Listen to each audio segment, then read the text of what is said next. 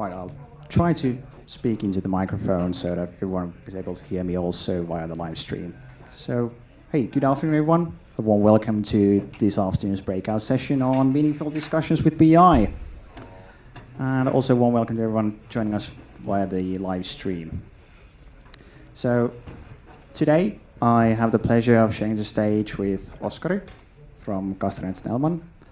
And I've actually structured this afternoon together with Oskari so that I will begin by introducing you to the topic and giving you some background context, which is based on the experiences that we have had at Staria and also based on the experiences that I have personally had when working with several of our customers. And then that is followed by Oskari's story about their journey with Castrén and Snellman and how they have actually been able to achieve more meaningful business discussions backed up by Staria's technology. And then we will leave you with a set of tips. And then we have also reserved some time in the end for your questions. So we'll go through all of those at the end, okay? But kicking things off with the introduction, I've actually split this into 3 acts. I will begin by discussing the big promise of BI, then that will take us through the muddy fields of BI, and we will end up with the new generation of the Gen Z of BI. But what exactly is the big promise of BI when it comes to meaningful business discussions? Well, through BI, companies are essentially looking to empower everyone with data. The aim is to turn complex data into compelling narratives that can be expressed in the language that day-to-day business operations can understand. And companies are actually looking to involve as many stakeholders as possible and turn them into meaningful contributors in business discussions, thus revolutionizing communication and understanding across the organization. With BI as a shared platform exchanging insights, we can actually strive for a far greater understanding and better aligned strategic decisions when we actually collaborate with everyone. No one has ever achieved anything great alone. That's a quote I stole from our CEO, by the way. So thank you, Artti. But, this is what meaningful business discussions are about. After all, the best knowledge about the underlying drivers affecting your numbers lie within the business operations themselves and not on some historical balances in the general ledger. So meaningful discussions require a translator between the different stakeholders, and BI is the very tool to do that. So let's take, for example, the traditional barrier between finance and operations. A platform is needed to convey the financial message using the terms and concepts that are actually familiar to the operations and vice versa. But speaking of finance, as you already heard a minute ago, they are the primary users of BI in every organization. So by and large, finance professionals are actually leading the charge when it comes to making a transition into data-driven business management. And these guys are the actual enablers of business discussions. Hence, Oskari is also joining me here today. But they also are looking to involve more and more stakeholders in the conversations, and because they also want to share more responsibility and ownership and sharing some of their workload at the same time. Right, Oskari? Indeed. But ultimately, the more people you get to involve into your shared business platform, the higher return on your investment. But what happens when you give a tool that has been designed to be used by data analysts in the hands of finance professionals? Something like this. Business intelligence offers a lot, but often fails to deliver in practice. What I've seen that most companies are actually what I like to call in stage 1 of BI. Stage 1 consists of merely reporting finance actuals in a desired format for management reporting. Some are even able to complete this stage either, and we actually run a study on this. And we can see that both integration and consolidation, poor access to real-time data are the biggest hurdles when it comes to leveraging your BI solution in financial analysis. Sadly, BI solutions are not scalable on their own, and you need a place to store data from all of your source systems and a place where you can also integrate new source systems easily. I'm of course talking about a data warehouse, but acquiring one for the vast majority of businesses is simply a bridge too far. So instead of fostering business discussions, finance are maintaining information and data silos, but this is not their intention at all. It's merely a side effect of poor technical solutions. So finance is stuck with technically complicated tools that are poorly utilized, and the tool is not, you can't scale the tool inside the organization in the absence of internal data teams. This has led to absolutely horrendous adoption rates, as you already heard like a minute ago. And most of your users are not even able to self-serve. And remember, self-service is one of the key drivers in user adoption. No user adoption, no business discussions. But to make matters worse, most BI solutions in the market are also really lacking when it actually comes to sharing those insights and commenting them. More often than not, sharing insights and providing commentary is a copy and paste exercise where all of the dialogue happens via email and not on the same shared analysis platform. Often organizations would also like to see planning as a part of BI. But looking into the future and planning the company's growth journey together is what business discussions should be focused on in particular. But luckily, there is a next generation paving the way for more meaningful business discussions. And I like to call it the Gen Z of BI. With the new kids on the block, it's possible to actually get the best of both worlds, Because traditionally, companies were forced to choose between two simplistic financial reporting tools or heavy-duty data analysis solutions that were too complex to maintain. The new generation of BI combines all the needed elements. A BI solution that can be used both by finance and operations, planning features, a data warehouse, and top-notch communication functionalities. Sound familiar? But I won't be talking about Naviloc anymore today, since now you get to hear Oskari's story and what Castrén and Snellman has been able to achieve, backed up by Staria's technology. So please, Oskari. Thank you, Mikko.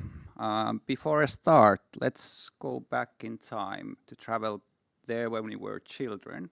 If you remember, maybe you were in the bed, they were your parents or grandmother or grandfather telling you story, the bedtime stories. And I think that was the time when the world around you closes. Those can be so engaging. For me, it was Robin Hood. Maybe for you, it was something else. And actually, when we grow up, we still have those tales in our lives. Maybe that's the Netflix, the Storytel who was here today, or still movie theater or a book. And there's a special place in our heart as human beings about storytelling and tales. And if we look the tales that are in the market or storytelling, most of those stories or the most compelling stories are not actually fictional. Those are the real stories from the human beings that change the lives or the history. And actually, if you now think yourself as, say, finance director, CFO, or someone who is responsible of the data, and you combine the storytelling with the data, and you create the stories from your company, you have the most powerful tool that exists now in the era of information. And you can actually change or move the mountains. It's like a Frodo with the ring, but actually the mountain is walking to you. You don't have to drop the ring over there in the Mordor. That's about the bedtime stories. About myself, my name is Oskari Gestrin. I'm a bastard from the rural area of Finland called Espoo. And I'm a simple man with simple needs. I like do sports, watch sports, drink beer, and then when the lights are off, doing something with my wife, if she may so. We have also 3 children. 2 of them are teenagers, so not so fancy about spending time with them at the moment. About my past, and it's also something which is story behind what I'm speaking today. I was 10 years in accounting firm, much smaller than Staria, partner there, and then being in marketing advertising in the world's largest corporation, WPP, one of the digital legs, as a CFO for Europe. And now last 3 years I've been in Castrén Snellman, which is a law firm, one of the biggest here in Finland. We serve the whole world, but Helsinki is the main office over there. And what is special to me in professional services field is that actually if you move people out from the professional services firm, the valuation of that firm is pretty much zero. If you turn it the vice versa, actually you put back human beings over there, it's about people that creates the valuation. So even from the mathematical perspective, it's kind of like simple business to understand, utilization, realization rate, and so on.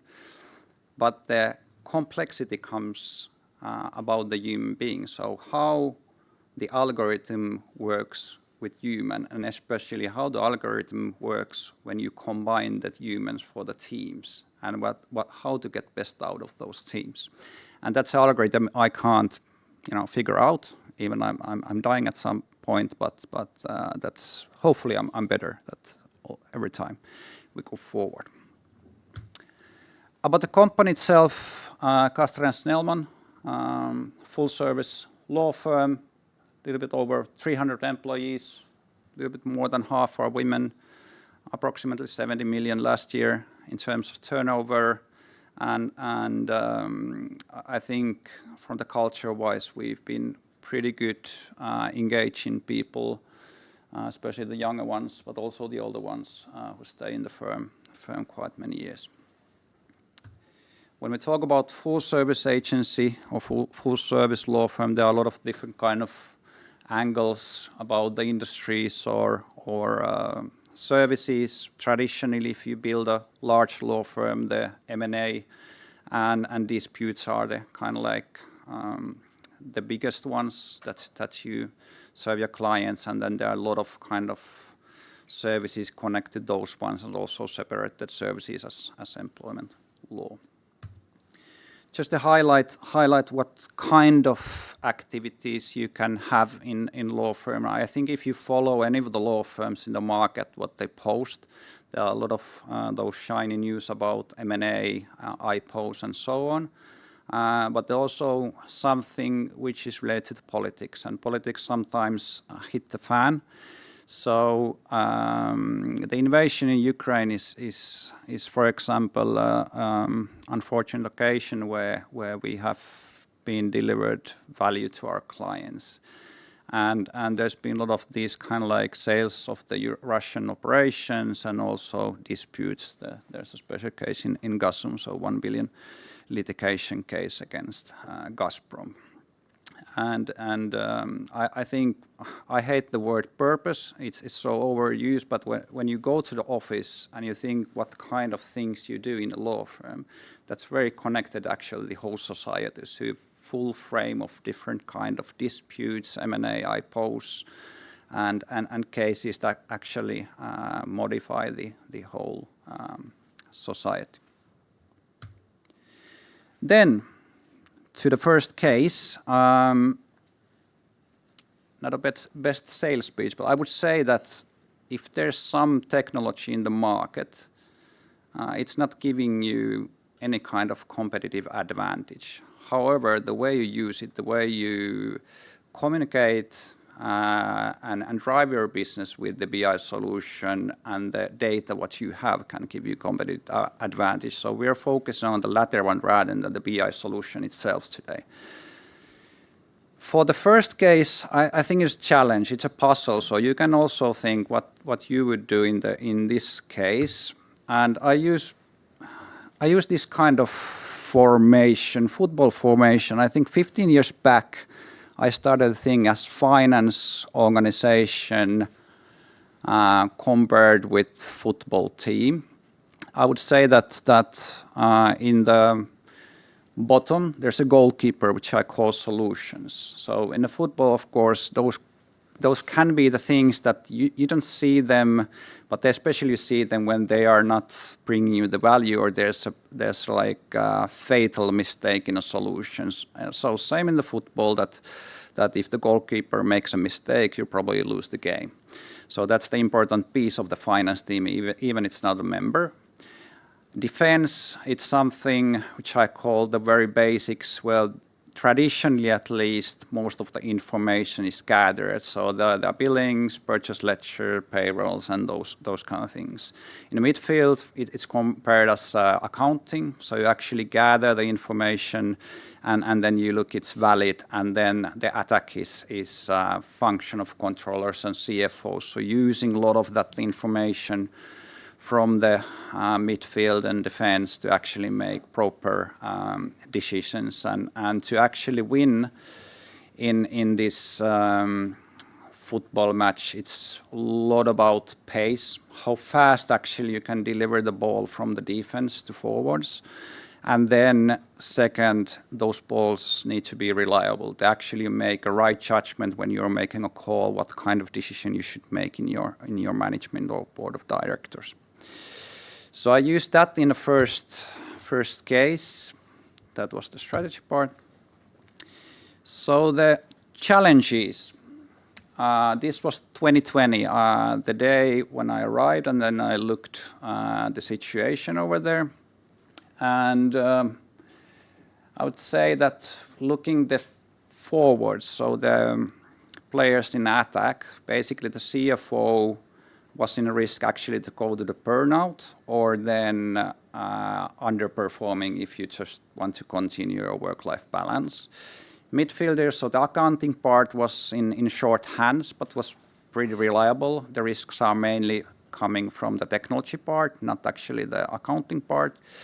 Then the defense, billing, purchase ledger, payroll, those were like solid performance, so no risks on that one.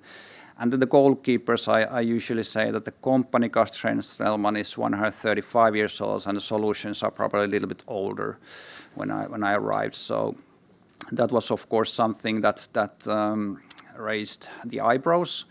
But same time, actually looking the data, so data quality was really good. Then about BI and those, they're still, and there was PBI in place, so Power BI, but the full scale of kind of development was outsourced, which meant that if you want to create a new report, then you have to tell what kind of report you want to make, and then after 2 months maybe you get that report. So the pace was not huge. And then going to the market climate and operational landscape, this was early COVID-19. If you look at the insights and expectation about the market, it said that there's going to be quite amount of decrease in revenue what comes to the law firms because this COVID-19. However, that was an event that never been materialized before. So it was about the expectations. The team was really good, so the only risk was basically about me because I was the changing puzzle. So it's about trusting me that no one is leaving. And if you look these kind of things in that puzzle, that what you should do as a CFO or a management team, I think you can take different routes. Of course, if you watch the expectation, you could say that, okay, we should probably start to take out of the cost and prepare for the kind of like decrease in the revenue. You could go and implement, for example, NetSuite. So let's get rid of the old solutions and replace that with, let's say, more holistic solution, a more modern solution to tackle those risks, and then hire someone or whatsoever. I think the solution or the idea of the solution was really about the pace itself. So how fast we can move, implement, and get the information on the table. Regarding the burnout and kind of like bottleneck challenge, it was quite obvious that I can't be the only one who is taking charge of all of the business intelligence over there. So we needed a really data-heavy controller to support the attack. And then the other was that, okay, accounting, fine, we take that risk. Defense was all right. And the goalkeepers more like that we need information how it's going rather than leaning with the expectations. So we decided to go for data warehouse and BA solution where we can use our current data and especially plan with our data. And PBI is not the best planning tool, even it's quite good in visualizing the data. And in that decision, there was also different tracks. There was more kind of traditional BI tools that you need to kind of like understand a bit coding to get it done. And then there are more like white paper tools where actually someone else than finance can also use. And that was one key factor when you decided to go to nowadays called Navilog, right? And the other thing was related to still the data warehouse. There was for example, our ICT was thinking that should we build our own data warehouse, and then top of that to build some kind of analytics, and then go back to the pace. If we start to build our own data warehouse, we lose X amount of months. It's now our core business, so maybe we kind of like take a solution where we get both the analytics and the data warehouse same time. Implementation days are limited, and actually we can get fast to the phase where we can use the information to bolster our data-driven decisions. And if we think, I think the ROI, return on investment in this case, it's hard to calculate the exact amount of euros behind that. But I would say that if I look and compare the law firms now where we were 2019, we are 44% now larger than we were in 2019. All the others are also plus 100. But I think one of the key aspects that was that we had the information available all the time to make those replacements and hiring decisions in our management team. We changed the processes to have that every week. We have the data, we make those decisions in every management team. And we can actually look who is available in a team, how we can share that work among the lawyers to ensure that people are not dropping out or going to burnout, because there was more work actually to be done than we had lawyers in our team. So it was really balancing the data and actually the operations in the company. So I'm really happy about the performance of the last few years, and it was really driven by the data how we approach the market condition. Case B, if the first one was really about a challenge and how we tackled that one, I think this case B is more about the opportunity. I think looking from the modern CFO perspective about the company, I think it's more like looking at the top line rather than the traditional cost-oriented way of looking the things. And the example is that if, for example, from our company, when I came there, we went through all the costs, all the contracts, negotiated those contracts in a better way.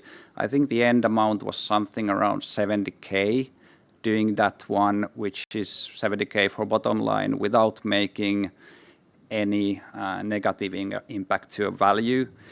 If in our company, if we improve the top line by 1%, it's 10 times more than that. So it's really about focusing on a top line. If you look at the professional services and what is it then focusing on a top line? So traditionally, project management business, you have some sort of list price or target price, and then there's a realization rate. So what you actually receive after the project. And I put 2 buckets, the things where you lose that percentage. First one is the negotiation phase, and I think that's fine. That's fine.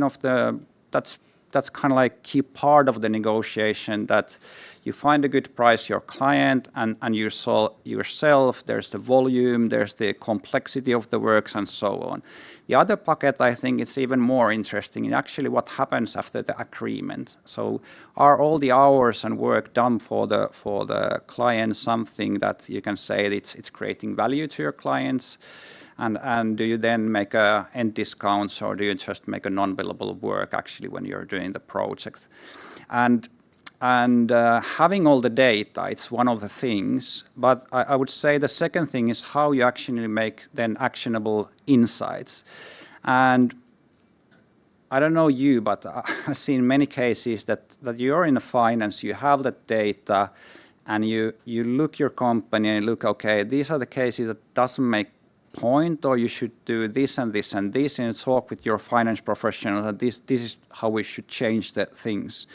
Then you might even take action. You go to somewhere, it's a business unit, say that, okay, if we look the data, you change these kind of aspects, so we make improvements, these kind of things. Then you go back after a month, you look again, nothing happens. And I think this is kind of like key aspect to the reality that you need these champions actually in operations that actually can do the changes in day-to-day operations. And the fact in operations is that they need data to make it happen, and the finance need that operation person to make it happen. And there was a lot of data what we used, and we implemented a new role. For me, it was quite a surprise that law firms didn't have any project managers, and that was the key factor when I went there, that okay, with the project managers I'm going to do this and this and this. And then there was none. So then I started to look, and actually if I look our competitors, there's none. So I had to go to London and start to speak with people, okay, how they have implemented. So there's a role, but it's outside Finland. So now we have those roles in place, but it's very data driven. And actually what we did is that of course we have the BI solution, but it's more like we include to that data the operations and finance together. So if I started as a pure finance head, now the whole organization is around 50 employees, including paralegals, legal assistants, legal project manager, and project coordinators. So it's actually get people closer together, actually look the data, the operations tell back to the finance, okay, this is the data and this format, this is the visualization, can we change that one? So you need to have the constant conversation to make the impact in operations. And return on investment, I would say that there are soft return on investment. When we made this project management change in part of the organization, we measured the satisfaction of the employees, which went up in all categories. Then the client, it has a direct impact to the client satisfaction.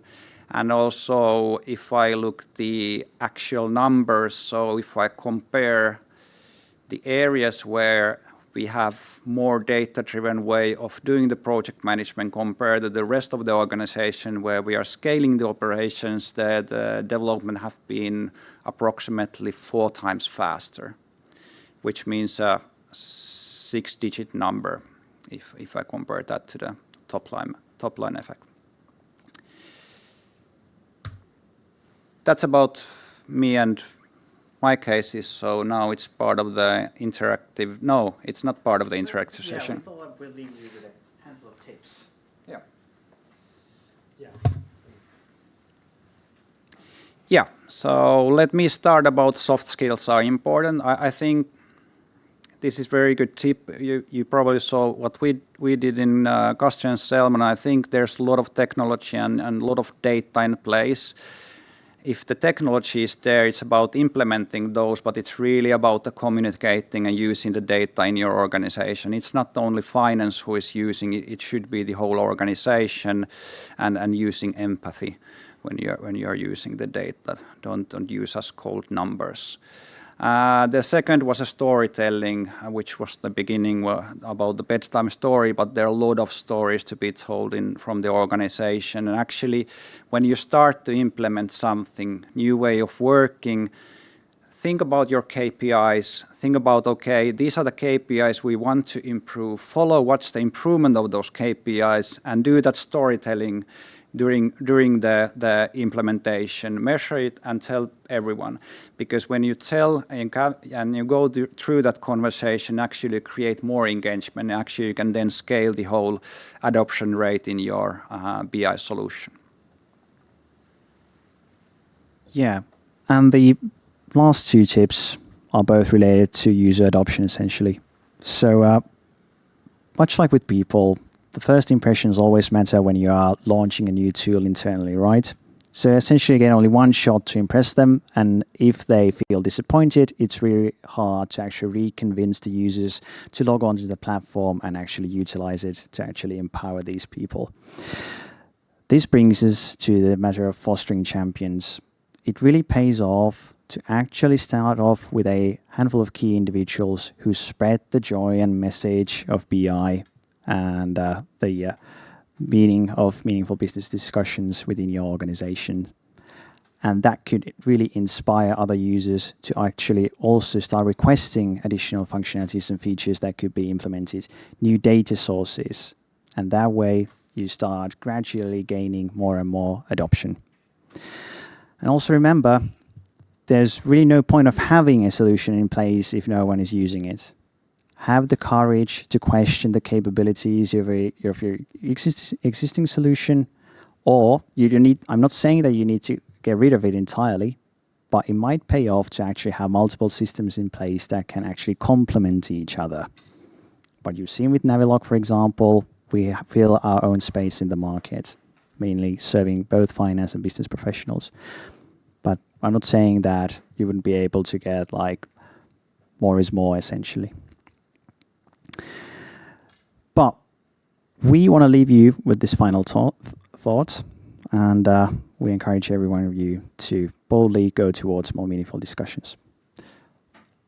Right, thank you. That was the presentation that we wanted to share with you today.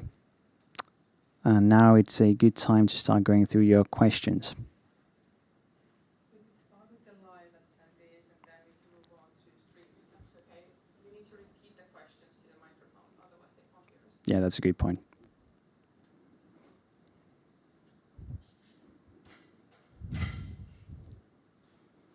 Typical Finns, right? Like I was thinking the same. We can start with the stream as well. Maya is asking a question to Oskari. Have you now studied the adoption rates of BI over Castrén? So the question, Adoption rates, have you studied? yeah, have you studied the adoption rate at Castrén and Snellman? Yes, we have started that one. I think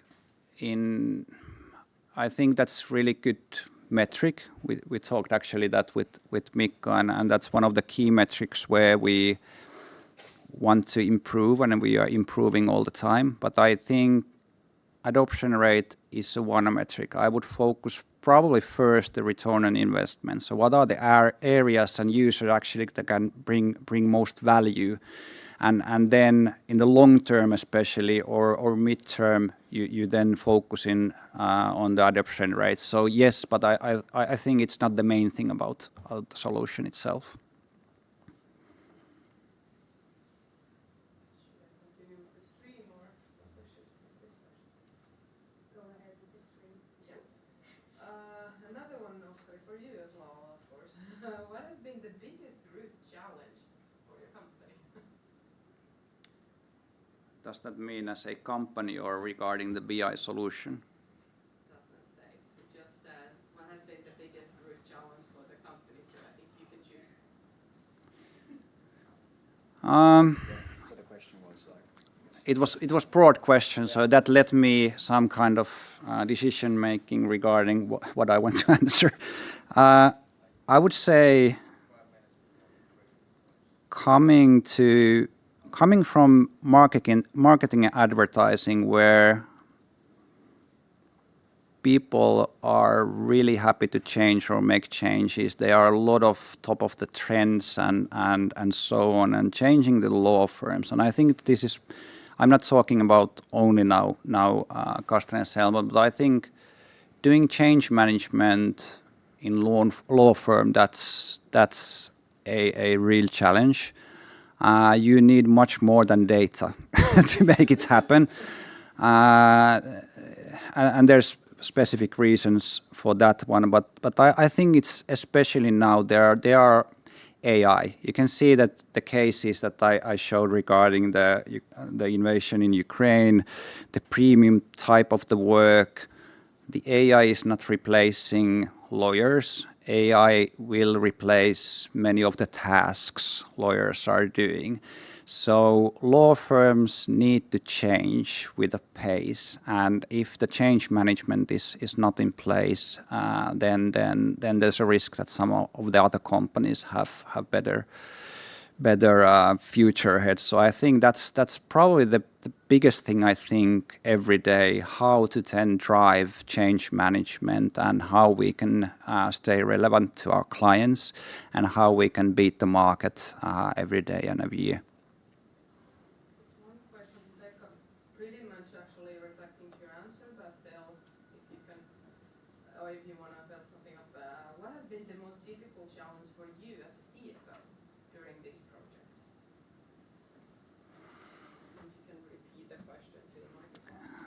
I'm not going back to the change management, but BI solution itself is a change management.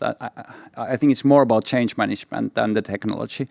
But I would say that in the past, in a previous company, I was in this BI solution specific case, I was the kind of like prime user for that one. So I implemented the forecast model. I tried like 10 years, first in Excel 365 and then turned to the BI solution, and that was the core of the whole decision making.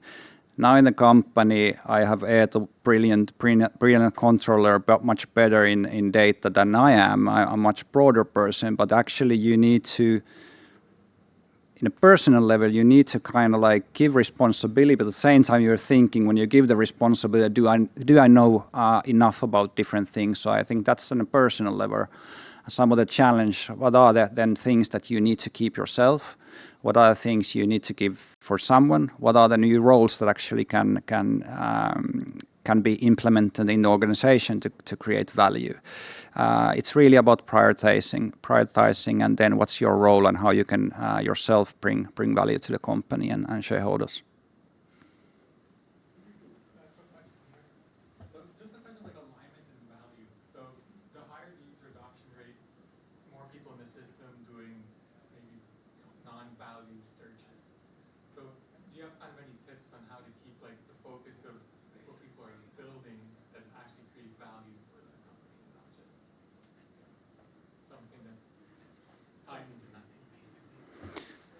Well, I think it goes back to the fact that if you cannot measure, there's no value. That's a blunt comment, but if you're thinking that you create some kind of report, even it's an Excel or BI solution, think about what is the KPIs behind that thing. What happens if you change those KPIs with the ones who are actually viewing that thing? If you can then count the value actually changing, then it might create a value.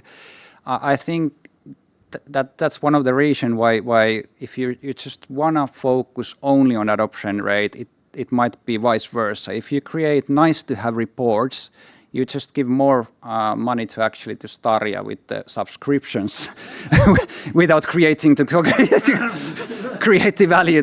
But you understand that the point that actually think about KPIs and what's the value if you improve those KPIs. I would like surely add to that. And naturally, it's all about the communication between operations and business management, right? So the traditional saying is that you get exactly what you measure, right? So it's a really, really active dialogue, like what exactly you want to have in place in there that is supposed to be meaningful. And the hard part is to actually get those business operations to comment on, is this meaningful for me? Or is it meaningful for business management? So business management also does play a pivotal role in actually like sort of, well, maybe not enforcing, but maybe like displaying all the KPIs to the operations. So that's at least what I've seen. I could ask about to continue from that. So if we start from the situation where 80% adoption rate we have in many finance teams, like we learned. So do we have examples of change management and operating models where we have succeeded in increasing that percent in other teams to that level also? And what kind of operating model examples we might have in doing that in-house or with partners? Who are the developers? How many are they developing those data exposed and reports and so on? And obviously the biggest part is the users of that data, those reports, and gaining those insights and decisions made on that data. Do you have examples of that? Can you make a shorter version of the question? I'm a simple man. If you started from a couple of developers and maybe dozens of users, if I understood correctly the story of Castrén and Snellman, PBI, where are you now? How many developers or how many users, for example, you have in PBI? Yeah, so we have one kind of like central user who is still from finance. But it's actually funny that the metric that Mikko showed, that it's implemented by finance or driven by the finance. Yes, it's driven by the finance in our company, but actually the planning is more or less the only thing which is purely kind of like related to the finance that we have implemented there. All the others are implemented either to HR or operations or the client success teams to get the data in place to understand who is doing and what for the clients, how we can improve. And that's also, I think, if you look the shift from the CFOs to COOs, Jonas is one of great example in Staria, that if you understand the business, you have the data in place, there's also more those shift towards the operations itself, because you actually see that if you put those KPIs in your company, especially in the professional services field, the operations are the ones that are creating most value. So you should be there, but it's kind of like battle between, you need to still do the finance, but you see the value. So how you then tackle that prioritization, where you should be and what kind of roles you should have in your organization. Yeah, like a brief comment to that. That is actually that's basically the most common challenge that we've seen, like how to spread everything outside management, outside finance. But there are success stories. For example, the success that we have had, for example, with PHM Group. Most of you might know them as Kotikatu. So this big international company working in the Nordics and in Germany. All of their janitors, for example, they are on the same platform with finance.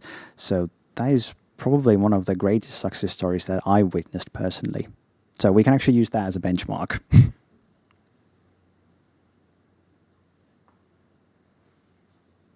one from the stream. Clara is asking, what are you looking to developing next with BI, Castrén and Snellman? So next development projects. There are a lot. It comes really to the prioritization again. I think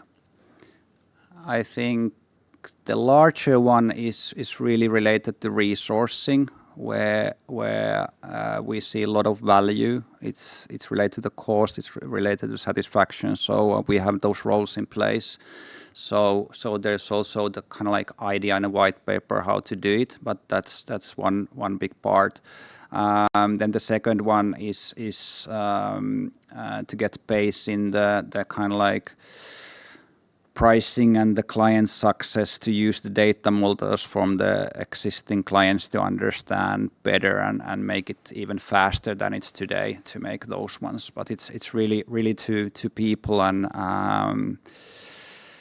then the clients where those initiatives are. I have a question about project hours. So do you have only one system where the people put their hours and then from there it flows to wherever you need all the way onto the BI system, or do people have to put it like do any copy and paste work, or Could you please repeat the question as well to you? I could probably everyone who is in a professional service firm could talk 4 hours about marking the hours, but yeah. So we have basically one system, but we have also AI-based system that can help the implementation of those hours in our ERP. But the ERP is the main point. So you need to do those only one time. But then we are using to understand, for example, the utilization. So that's a daily based calculation. So we look the data from the HR system. If person is on a holiday, it doesn't calculate the workday and so on. So you need to kind of like modelize the HR ERP, but then same time for many of the other metrics you need still the finance, so the accounting information as well. So it's a combination of those three systems that are in most of the HR related reports what we look and what we need. are you able to utilize that for the forecasting also, like all the hours? Yeah, in marketing and advertising, really, it was really much about looking the pipeline, making probability percentages, and then landed and doing that kind of forecasting. It was really good system made by this Navilog. But then in law firms, like I said, there's no project management layers, and project management layers are the key to actually to be top of the numbers in operations. So in law firms, it's usually even in our case still very much depending on the utilization. So you calculate and look a little bit the past, and then you look a little bit the business, and then you a little bit calculate that based on the team who is available now, and then you look the HR system who is coming in, who is going, and so on, and then it calculates directly all the salaries and increases and so on to that one. And I think you can do that in Excel, yes, but to manage that in Excel, that's a heck of a job. I would say that we have room for one more question, since then we need to head downstairs for the panel discussion. Maybe just on the setup of the system, did you have issues with like the rate of data? So like when certain data is ready to be reported on, if it doesn't align with the frequency of another data set. So like something's ready weekly, something's ready daily.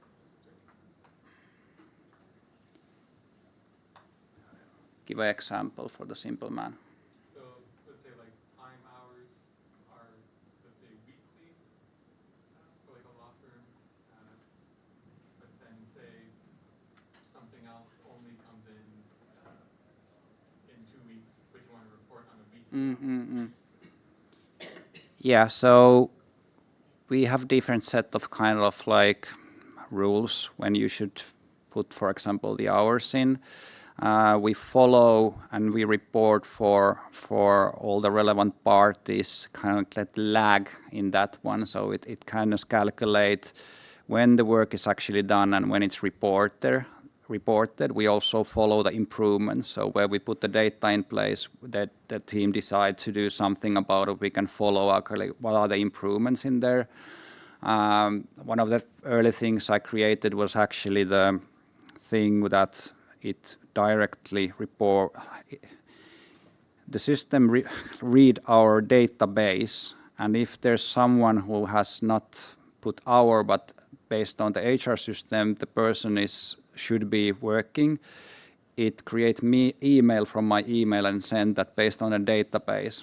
And it was funny because the people still thought that I was the one who is looking the database and sending those emails that they should do something based on the information. Of course, nowadays they know that it's not me, it's a robot. But and actually that Oskari robot won Employee of the Year award. So not me, of course, but the robot. So I think there was a bit sarcasm around that one. Thank you, everyone. Thank you. And thank you to also to the people joining via the live stream. Thank you.